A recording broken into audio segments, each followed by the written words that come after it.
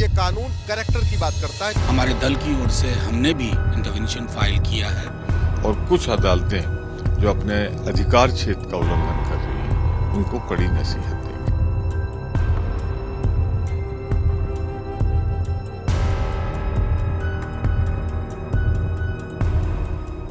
दूसरा, ये कानून कैरेक्टर की बात करता है, कैरेक्टर आइडेंटिफाई करने की बात करता है।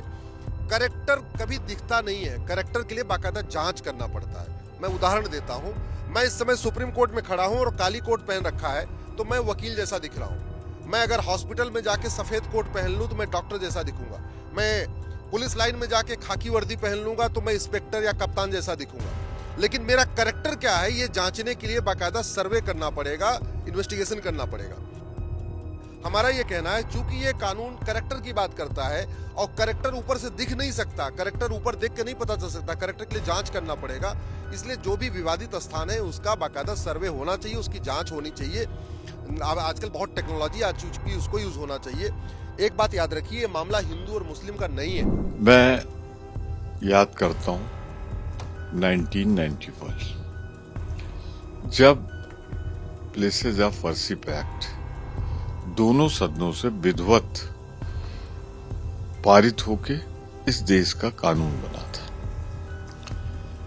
उसमें यह साफ है कि 15 अगस्त 1947 को जो स्थिति थी उसके स्वरूप में परिवर्तन नहीं हुआ। कुछ लोअर कोर्ट्स ने